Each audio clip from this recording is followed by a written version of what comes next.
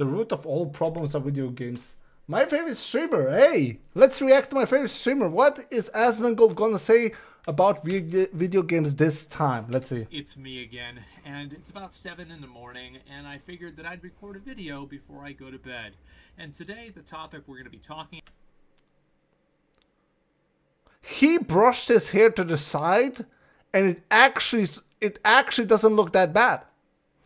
It actually does not look that bad now. It's kind of... You can see a little island there on the left side, but everything else is kind of cool. It's not that bad, honestly. ...about is mining canary problems in video games. Now, before I explain what the topic is and how it relates to games, I of course have to explain the metaphor. What is a mining canary? Well, back in the good days, back in the old days, we'll take it up a little bit. Work in mines, coal mines, etc. They would go down the mine and they would bring with them a canary or some form of bird. And this bird, they would have it in a little cage, and whenever the bird like a mount, or the bird started acting weird or crazy, they would know that because the bird's lungs are smaller, the poisonous gases below them would affect the bird negatively. Oh, that's smart! They were able to be affected as humans. Wait, that's actually fucking smart. What the fuck? So they basically offer the bird so they get better. That's actually genius. Because they obviously I did not know that. Have larger lungs than a bird does. So True. if a bird dies, you know, oh shit, you're kind of fucked. True. Poisonous gases. True. So how does this relate to video games? That's a good question. This is obviously a premonition. This is obviously an ominous sign. So I think that mining canary problems in video games are whenever a specific change... I'm gonna say it first. The problem with the video games is when the developers are starting to show signs like pay to win or like DLC or some shit that is showing that they don't care about the players, but they care more about the money aspect than the actual people that buy the game in the first place. Or a specific thing in a video game is basically a... If you could distill all of the problems down to any one thing, it would probably be this one thing. And I think that the best way for me to do this is to use a couple of examples. Now, one example now, thankfully, is outdated. But the second example, unfortunately, is not. First example I'm going to use is the Diablo 4 change from making the leave instant timer. I'm quite literally about to play Diablo 4 before I saw this video. I'm not even kidding. And dude, everybody's just pissing around the game, and they have all right to do that. Yeah. Instead of 3 seconds, they increased the timer because of some stupid reasoning, and people told them not to do that.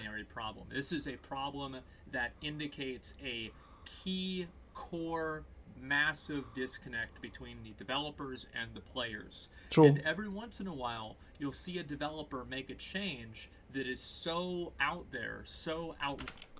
I'm sorry for stopping it, but they had the bonfire meeting, what is it, yesterday or 2 days ago?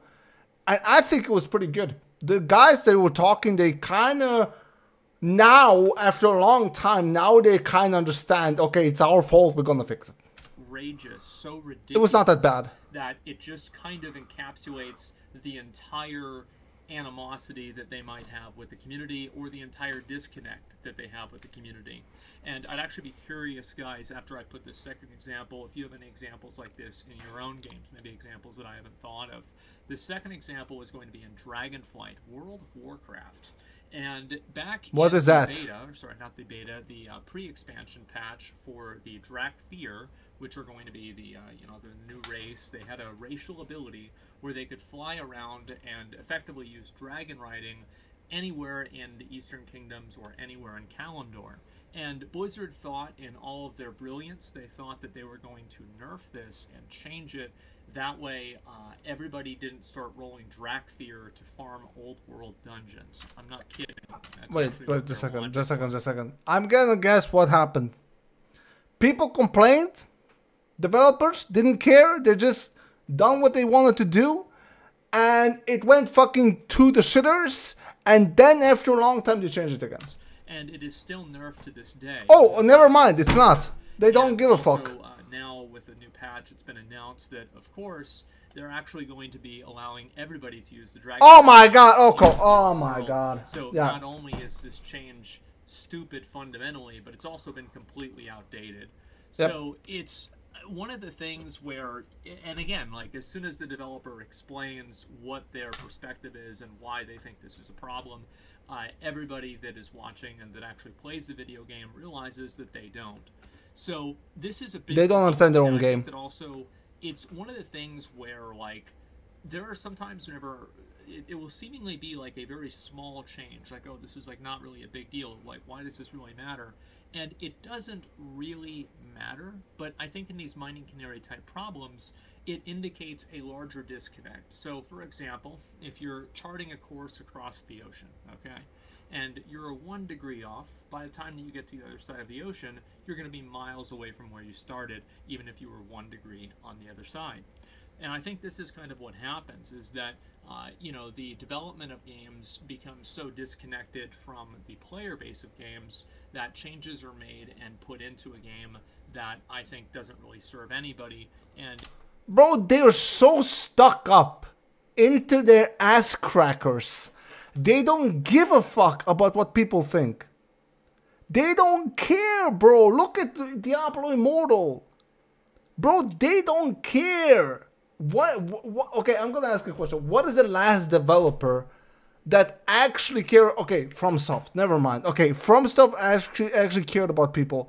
But most developers don't give a fuck about the people that play the game at all.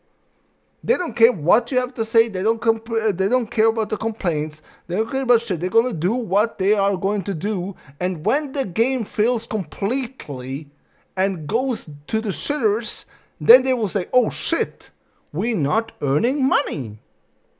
Holy crap, now we're gonna listen to you. it goes to just show the player base that the developers don't really understand what the core gameplay loop of the game really is. And I think a lot of these types of things happen especially in live service games, and we're talking about, like, obviously, you know, I use Diablo 4 and World of Warcraft as an example, but Destiny, PUBG, Fortnite, Valorant, League of Legends, any of these games are all live. Let's not talk about League of Legends. I was a League pleb for a long time, dude. That game is fucking dead in my heart. I had a super addiction, like fucking cocaine addiction to League of Legends. Dude, I don't know what the fuck they're doing. Every champion is just like a god when they release, and then they nerf it. And then it's like useless. And it's like the Nether champion gets released, and then it's a god, and then it's useless again. It's just like, dude, I gave up. I think that they become more evident, and the problem really with these live service games and why they have more of these mining canary problems and why it's more common for them to happen is because I do think in live service games there is a different standard of success whenever you're talking about these types of games.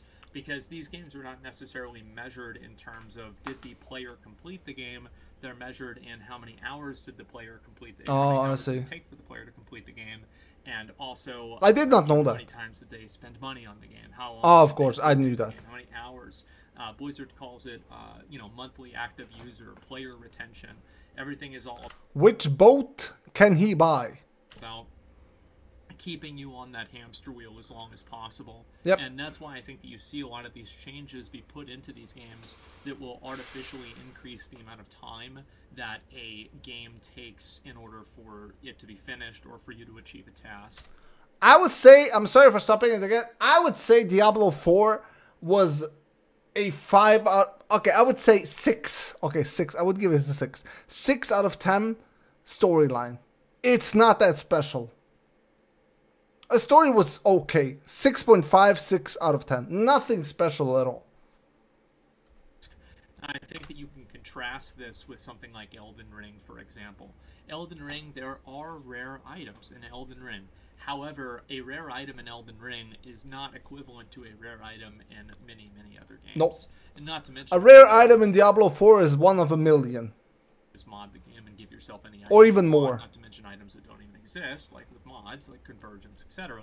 The point is that it is not important for the developers of that game, or Tears of the Kingdom for that matter, it is not important for them to make you waste your time, because they've already got your fucking money. Number one. True. So if you play through the game and you beat the game, they don't give a this fuck. doesn't mean that you True. are no longer interfacing with their battle pass True. system. You're no longer interfacing with their store system. And this creates a profit incentive for developers to make things take longer than usual, and it also creates a profit incentive for developers to make things be more frustrating and just in general more difficult to achieve. And I guess, you know, these are all other effectively ways of saying take longer to achieve. So I think that really you see a lot of these mining canary problems with live service games, and I think that's really the reason, is that there is a success metric that is attached to a lot of live service games, especially that are done by larger companies, that is primarily focused around playtime, and it is primarily focused around a metric that is a quantitative value, which is a lot of times kind of a problem because, you know, I think quantitative analysis of games is of course very important, and it should be a foundation for making decisions. Bro, it should not be complicated at all. It's not a complicated thing at all. Listen, developers, for fuck's sakes, listen to me. It's easy. Look right here. Right? Look at this. Da-da-da-da, da-da-da-da, da-da-da-da-da-da. You buy a game. The players play the game. They finish it. And that's it. Maybe you release a DLC. You should actually not. I don't give a fuck. I enjoyed this game. I played it. I finished it. Cool. Nice. Move on to the next game. Make it for like 5 to 10 years. And release it again. Buy, play, finish. Don't give me fucking money I need to spend on it for no fucking particular reason. I already did it. It's just developers are so fucking focused on the money aspect. It's actually insane. Look at these games here. Boom. Right here. Legend of Zelda, Link to the Past. Amazing fucking game. You play, you finish, developers put their heart and soul in it. That's basically it. They don't give a fuck about you anymore. They don't care. That's basically it. It's not that complicated. But without having the creative intuition to understand the qualitative value of each different thing that's added into the game, then you're not able to really put all the pieces together and understand the full vision of, wow, players really like this system. Well, yeah, no shit, they like the system. It's because you make them do it. And I think that Renown is probably going to turn into one of those things in Season 2 of Diablo 4. I played through a little bit of Season 1. I've tried to give the game a little bit more of a... It's completely crapped. A 50th chance, something like that. It's like a toxic ex-girlfriend at this point. That's true. Anyway, try to, you know, because I felt like the campfire went okay, and so it's like, all right, well, we'll see what happens. But anyway, the campfire did go okay. Is that nobody really likes farming Renown, and I don't think that I'll really be playing Season 2 if I have to farm Renown again. And why do you have to farm Renowned? What, like, what? What the fuck? What? Why do you have... Why? Why would I repeat myself? If I go to the toilet, I don't come back here like a fucking degenerate and I go to the toilet again. No, I finished peeing, I finished pooping, I'm done. I'm fucking done. Why would I go back to the toilet again? Well, if I have diarrhea, of course I need to go, but it's like, that's basically the game, fucking diarrhea. A lot of players are very willing to compromise with the developer, and I think this is a bad thing. And the reason why I think that it's a bad thing is that why can't we just have fun all the time? Yep. And before you go and say, okay, well, you could just start at level 100 and do all this other stuff, nobody really has fun doing Renown, right? And so, like, why not just cut that out and let people just play the game without Renown? Like, PoE doesn't have Renown. PoE has other things. I agree. True. Not anywhere near as annoying as Renown. And, you know, Diablo 3, I'm pretty sure, didn't have Renown either. So it's not like you need Renown for any RPG to work or to function. But for some reason, Blizzard is dead set on not... Blizzard is dead set to make it boring! If it continues in Season 2, I will probably classify it as one of those mining canary problems, that it is an indication of the entirety of the disconnect between Blizzard and the player base. That you know, they value metrics such as time played that you obviously farm a lot of whenever you convince a player that they have to farm renown, because it's effectively like, I mean, if you want to be good at the game, you want to have 20 extra Paragon points. I'm gonna say one more thing. Sorry for interrupting, but I need to give some input in this, or this is just a stupid fucking reaction video. Why would you even watch it, right? Why the fuck would you even watch it? I don't want to be one of those YouTubers that just like, oh, react, just watch the video, and what the fuck is the point? Nothing, basically. Like these TikTok fucking Andes. Here's the thing. We humans have recently, in the last 5 to 10 years, developed something called short attention span. And that also goes for gamers. So gamers, it's also the gamers' fault. We expect insanely good games, like insanely good games, all the fucking time.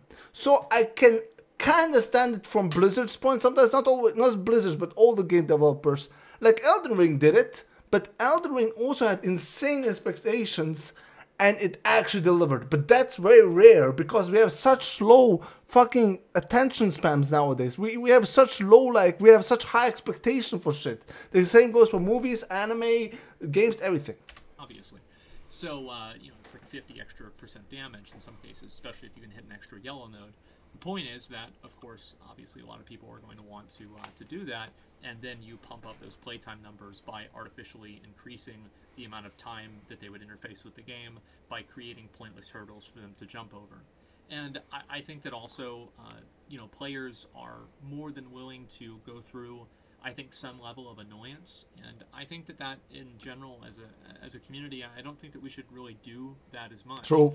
And it's not about like, hey fellas, you're getting older, right? This isn't a fucking, you know, erectile dysfunction ad. But the truth is What that the fuck? a lot of people don't want to invest, you know, 20 extra. They don't want to have a minus 20 on the hours of their life just because a video game has a pointless hoop for you to jump through in order to inflate metrics. I'm gonna tell you something. I'm a nurse. I work in the hospital. I'm a nurse. Nobody asked, but I'm just saying it. I work 9 hours a day, around that. It takes me half an hour to come home. That's 9.5 hours a day. I have maybe 2 to 3 hours to play video games. I sometimes go to the gym, but it shows that I don't do that often, right? So here's the thing. I work all the fucking time. I don't have time to play that much games, but when I play a game, exactly what Asmongold said, I need to enjoy it, and there should not be any loops for no fucking reason. Like, why the fuck are you making it extra hard for no particular reason? Shareholder report. And I think the truth is that if enough players... Yeah, it's for the, true, for the reports. True. Yes, and they'll do what the players want. And that's just the beauty of a free market. And I really hope more people understand that, and I hope more people stop compromising with allowing their time to be wasted with useless mechanics and useless design. And I think understanding what a mining canary problem is with a video game and being able to identify what it is, and this, I think especially the best types of problems like this are the ones that are nerfs to things that nobody cares about, or changes to things that just simply, like, you know, a crafting time of something is increased by like a tremendous amount and it's a single player game or something like that. Why the fuck would you do that? Those types of things are very good indicators of where the developer's mind is at, and oftentimes it's not in the same place as the player. The player's true. It's been an idea that I've thought about a lot recently. Yep. And I've been seeing 100% true games, and I've always kind of had like an idea of this, but I never really, you know, came up with a term for it. So I figured I'd make this video and talk about it with you guys, see kind of how other people have to think about it, what you guys think, examples and games that you... I think you're 100% right. They don't even think, they don't even give a fuck. When they get, look at Lost Ark. Look at Lost Ark. When the time they started to change shit is when the game went to the shitters. I'm telling you, it is mind-blowing how, dude, we're like sheep. They're like, bah, bah, go to the place, bah, bah. When the sheep start to run, they're like, oh shit, we need to do something different. You've played, and, you know, am I the only one who's crazy here, or has, you know, has this been a thing for quite a while? And I think it's actually quite insightful whenever you kind of identify it as an idea and then look at things through that lens. So anyway, I wanted to share that with you guys and talk about it, have a little conversation. Thank you. And yeah, anyway, be curious to hear other people's examples and see if it's as much of a common thing in other games as it is seemingly in Blizzard games. So that's about it. Thanks for watching. Peace. Thank you. Peace. Peace out. 8 times. Here's the thing. I'm about to play Diablo 4 and destroy my life even more because I have nothing else to play because all of the other games that I play are completely shit as well. So what the fuck am I supposed to do?